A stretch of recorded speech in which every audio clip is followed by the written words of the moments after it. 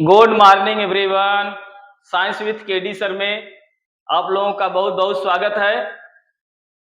आज हम एक महत्वपूर्ण टॉपिक लेकर उपस्थित हुए हैं जिसका नाम है ऑक्सीकारक और अपचायक, oxidising and reducing agent.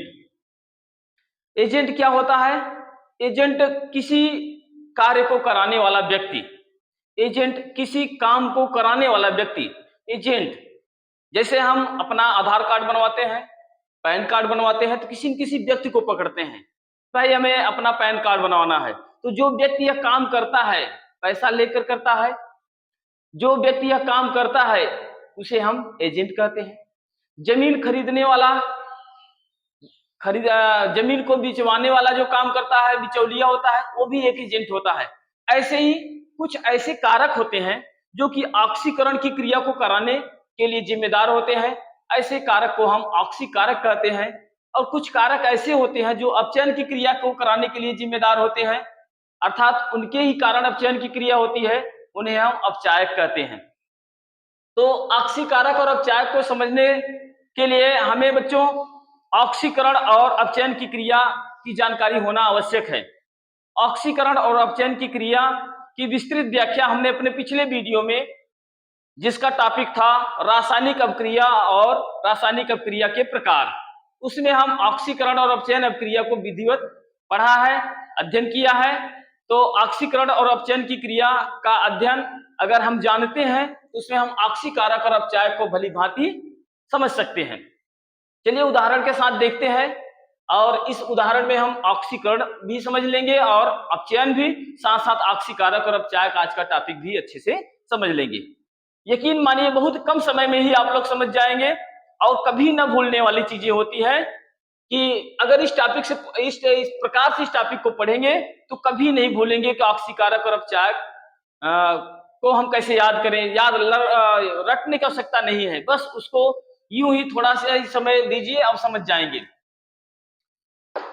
जेडीएन plus CuSO4 is equal to JDnSO4 plus Cu। Zinc धातु कॉपर सल्फेट विलयन से कॉपर को विस्थापित कर दे रहा है और जिंक सल्फेट का निर्माण कर रहा है। एक प्रकार की विस्थापन क्रिया है, लेकिन साथ साथ इसमें ऑक्सीकरण और अपचयन भी हो रहा है, अर्थात इसमें ऑक्सीकारक और अपचायक है। तो हम ऑक्सीकरण में पढ़े हैं, ऑक्सीकरण की क्रिया में क्या पढ़े हैं? ऑक्सीकरण में पढ़े हैं ऑक्सीजन का जुड़ना, ऑक्सीजन का योग। ऑक्सीजन या विद्युत ऋणात्मक तत्व जुड़ता है तो उस अभिक्रिया को हम ऑक्सीकरण कहते हैं। तो इसमें देख रहे हैं हम जेडीएन अकेला है, यहाँ SO4 क्या है? एक ऋणात्मक अवयव है। SO4 पर 2 माइनस आवेश होता है। SO4 किसके साथ जुड़ रहा है? जेडीएन के साथ, अर्थात जेडीएन SO4 बन रहा है। जेडीएन से जेडीएन SO4 का निर्माण हो रहा है। तो इस क्रिया में ऑक्सीकरण हो रहा है। किसका ऑक्सीकरण? जेडीएन का जेडीएन SO4 में ऑक्सीकरण हो रहा है। इसमें हम कह सकते हैं इस क्रिया में ऑक्सीकरण हो रहा है।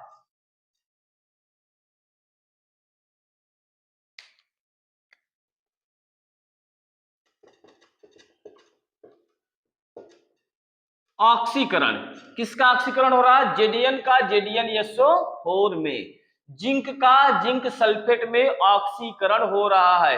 कैसे पता कि ऑक्सीकरण हो रहा है? यहाँ SO4 सल्फेट जो होता है यह ऋणात्मक मूलक होता है, तो ऋणात्मक अवयव से जुड़ना या ऑक्सीजन से जुड़ना ऑक्सीकरण कहलाता है। देखा जाए तो इसमें जेडीएन SO4 से अगर जुड़ रहा है तो इसमें साथ में ऑक्सीजन भी है, अर्थात ऑक्सीजन जेडीएन से संयोग कर रहा है, जुड़ रहा है, तो इस क्रिया को हम कहते हैं ऑक्सीकरण। अब ऑक्सीकरण किसके कारण हो रहा है? CuSO4 के कारण। अगर CuSO4 इस क्रिया में न होता तो क्या क्या जेडीएन SO4 बनता? नहीं बनता। तो अर्थात CuSO4 के कारण क्या है? ऑक्सीकरण की क्रिया हो रही है। इसको हम क्या कह सकते हैं? CuSO4 को ऑक्सीकारक। CuSO4 को क्या कहेंगे हम? इसको कहेंगे ऑक्सीकारक।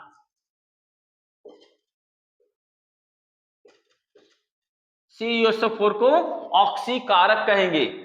अब देखते हैं दूसरी क्रिया, CuSO4 से SO4 अलग हो रहा है। तो अपचयन की क्रिया हम पढ़े हैं कि ऑक्सीजन या विद्युत ऋणात्मक अवयव का अलग होना अपचयन कहलाता है। तो CuSO4 में SO4 क्या था? ऋणात्मक अवयव था, इससे अलग हुआ है, केवल Cu बचा। या ऑक्सीजन भी इससे अलग हुआ है, SO4 में ऑक्सीजन तो है ही, इससे CuSO4 से विद्युत ऋणात्मक अवयव या ऑक्सीजन दोनों अलग हो रहे हैं। तो इस क्रिया को हम कहते हैं अपचयन। ऑक्सीजन या विद्युत ऋणात्मक अवयव का निकलना, हटना, त्यागना क्या कहलाता है? अपचयन। अपचयन। अब अभिक्रिया में इस अपचयन की क्रिया का जिम्मेदार कौन है? SO4 अगर इससे हटा है तो SO4 से कौन जुड़ा है? जिंक। अगर जिंक SO4 से क्रिया न करता, SO4 से जुड़ाव न लगाता, इससे अगर संयोग न करता तो क्या CuSO4 का अपचयन हो पाता? नहीं। तो अपचयन को कराने का कौन काम कर रहा है? जिंक धातु, जेडियन। इसलिए जेडियन को हम कहेंगे अपचायक। अपचायक, रिड्यूसिंग एजेंट। एजेंट हुआ ना, एक प्रकार का क्या है? क्रिया कराने की कार्य कर रहे हैं। जेडियन कौन सी क्रिया कराने का काम कर रहा है? अपचयन का। और CuSO4 कौन सी क्रिया कराने का काम कर रहा है? ऑक्सीकरण का। अगर CuSO4 न होता तो ऑक्सीकरण की क्रिया न होती, तो अर्थात CuSO4 क्या है? ऑक्सीकारक है, और जेडियन क्या है? अपचायक है। इसको सरल भाषा में हम समझ सकते हैं कि रासायनिक अभिक्रिया में जिस पदार्थ का अपचयन होता है उसे ऑक्सीकारक, और जिस पदार्थ का ऑक्सीकरण होता है उसे अपचायक कहते हैं। वेरी सिंपल, बहुत सीधी सी बात है कि किसी भी रासायनिक अभिक्रिया को हम देखते हैं जिसमें जिस पदार्थ का ऑक्सीकरण होता है उस पदार्थ को हम अपचायक कहते हैं, जिस पदार्थ का अपचयन होता है उस पदार्थ को हम ऑक्सीकारक कहते हैं। जस्ट उल्टा होता है, अभिक्रिया में जिस पदार्थ का ऑक्सीकरण होता है उस पदार्थ को हम कहते हैं अपचायक। किसका ऑक्सीकरण हो रहा है? जेडीएन का ऑक्सीकरण हो रहा है, JDnSO4 के रूप में। जिस पदार्थ का अपचयन होता है उसे हम ऑक्सीकारक कहते हैं। किस पदार्थ का किस रूप में हो रहा है? CuSO4 का अपचयन हो रहा है Cu के रूप में, और CuSO4 का चूंकि अपचयन हो रहा है इसलिए इस CuSO4 को हम क्या कहेंगे? ऑक्सीकारक। वेरी सिंपल, बहुत सिंपल सी बात है। हमें केवल इतना देखना है कि अभिक्रिया में किस पदार्थ का ऑक्सीकरण हो रहा है और किस पदार्थ का अपचयन हो रहा है। जिस पदार्थ का ऑक्सीकरण हो रहा है उसे हम अपचायक, और जिस पदार्थ का अपचयन हो रहा है उसे ऑक्सीकारक। सिंपल सी बात है। चलिए अगला उदाहरण देखते हैं हम।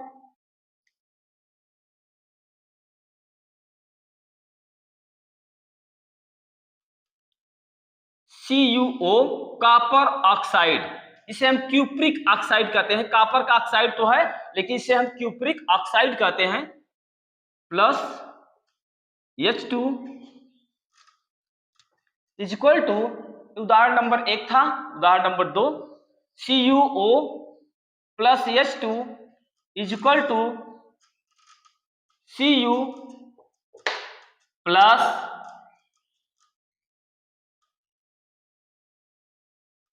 H2O, Cu plus H2O। ठीक है, इसमें हम देखते हैं CuO कॉपर ऑक्साइड, कॉपर के साथ क्या था? ऑक्सीजन। अब इसके साथ क्या बचा? कॉपर के साथ ऑक्सीजन था, ऑक्सीजन इससे अलग हो गया। ऑक्सीजन का निकलना या विद्युत ऋणात्मक अवयव का निकलना अपचयन कहलाता है। ऑक्सीजन का जुड़ना, ऑक्सीकरण, ऑक्सीजन का निकलना अपचयन कहलाता है। अर्थात CuO का Cu में क्या हो रहा है? अपचयन। CuO का Cu में अपचयन हो रहा है। यह O कहां जुड़ा? किससे जुड़ा? H से जुड़ा। तो H का O से संयोग हुआ तो H2O बना। अर्थात हाइड्रोजन किससे सहयोग किया? ऑक्सीजन से। ऑक्सीजन से जुड़ना, H2 से H2O बना, ऑक्सीजन जुड़ा, ऑक्सीजन का जुड़ना ऑक्सीकरण कहलाता है। ऑक्सीकरण। ऑक्सीकरण, ऑक्सीजन का जुड़ना, ऑक्सीकरण, ऑक्सीजन का निकलना, अपचयन। तो अभिक्रिया में जिस पदार्थ का अपचयन हुआ है उसे क्या कहेंगे हम? ऑक्सीकारक। ऑक्सीकारक। और जिस पदार्थ का ऑक्सीकरण हुआ है उसे क्या कहेंगे हम? इसे हम कहेंगे अपचायक। अपचायक। ठीक है, इसको नोट कर लीजिए, स्क्रीनशॉट ले लीजिए इसका।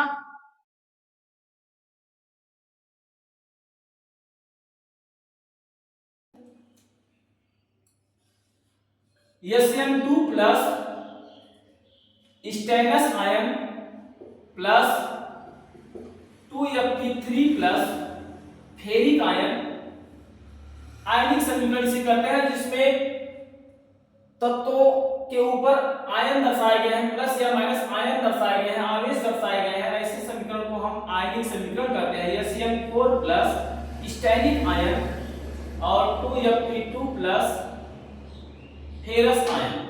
हम देख रहे हैं कि जो स्टेनस आयन है वह बदल रहा है SN4 में स्टैनिक आयन में, और जो फेरिक आयन है वह बदल रहा है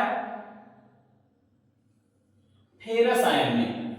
हम देख रहे हैं यहाँ पर क्या है, SN2 प्लस SN4 प्लस में कैसे बदला? हम जानते हैं किसी अणु या आयन द्वारा जितना इलेक्ट्रॉन त्याग किया जाता है उतना उस पर धन आवेश आ जाता है, और जितना इलेक्ट्रॉन ग्रहण किया जाता है उस पर उतना ऋण आवेश आ जाता है। तो इलेक्ट्रॉन का त्यागना, इलेक्ट्रॉन का त्यागना क्या कहलाता है? ऑक्सीकरण। इलेक्ट्रॉन का त्यागना क्या कहलाता है? ऑक्सीकरण। और इलेक्ट्रॉन का ग्रहण करना क्या कहलाता है? अपचयन। तो SN2 प्लस से SN4 प्लस में बदलने के लिए क्या किया इसने 2 इलेक्ट्रॉन और निकाला, क्योंकि इस पर 2 प्लस था, 2 इलेक्ट्रॉन और निकाल दिया है, इस पर 2 प्लस और बढ़ गए, अर्थात 2 प्लस से कितना हो गया इस पर? 4 प्लस। तो इस क्रिया में हम कहेंगे स्टेनस आयन का स्टैनिक आयन में ऑक्सीकरण हो रहा है।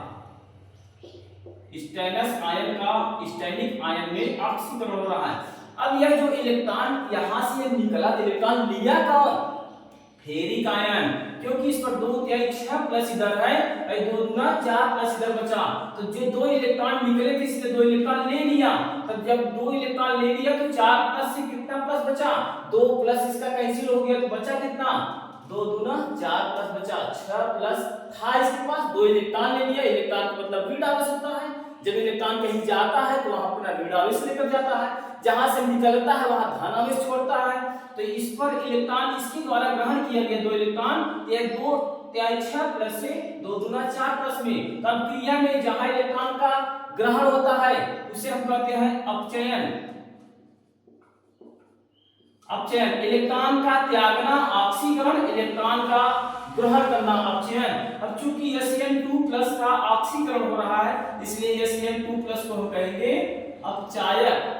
SN2 प्लस को हम अपचायक कहेंगे, अपचायक। रिड्यूसिंग एजेंट, यह रिड्यूस करने का काम कर रहा है, किसी दूसरी क्रिया का अपचयन करने का काम कर रहा है। और 2Fe3 प्लस का अपचयन हो रहा है, इसलिए 2Fe3 को हम ऑक्सीकारक कहेंगे। ऑक्सीकारक, क्योंकि यह किसी दूसरी यौगिक का आयन का ऑक्सीकरण कराने के लिए अपनी भूमिका निभाता है, इसलिए इसे कहते हैं हम ऑक्सीकारक। ऑक्सीकारक, oxidising agent, reducing agent and oxidising agent, ऑक्सीकारक और अपचायक।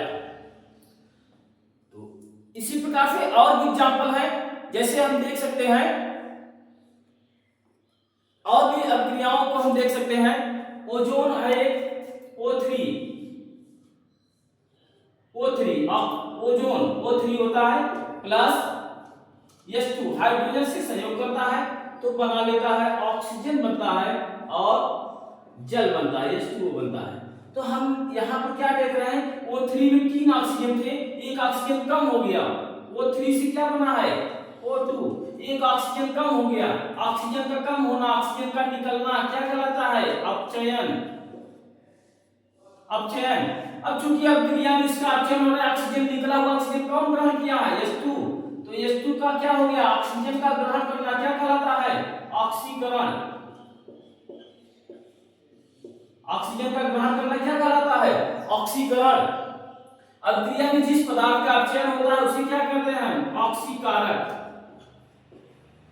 ऑक्सीकारक। और अब क्रिया में जिसका ऑक्सीकरण होता है उसे क्या कहेंगे, अपचायक।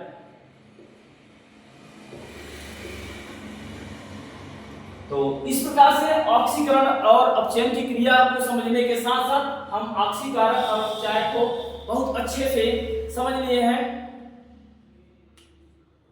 आगे के इससे संबंधित जो भी चीजें हैं आप चाहे तो कमेंट बॉक्स में कमेंट करके पूछ सकते हैं, जो भी कंफ्यूजन है दूर हो जाएगा। ऐसे तो आज के क्लास पढ़ने के बाद, ये वीडियो बढ़िया से देखने के बाद सारा कंफ्यूजन ऑक्सीकरण और अपचयन की क्रिया का और ऑक्सीकारक और अपचायक की क्रिया का जो कंफ्यूजन है सब समाप्त हो गया होगा।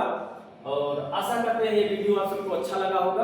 अगर वीडियो अच्छा लगे तो इसे सब्सक्राइब और लाइक करिएगा और अपने मित्रों और अन्य दोस्तों को भी शेयर करिएगा। आज की क्लास यहीं पर समाप्त करते हैं। नेक्स्ट वीडियो में हम नेक्स्ट डे फिर हाजिर होंगे एक अच्छा सा टॉपिक लेकर। तब तक के लिए जय हिंद।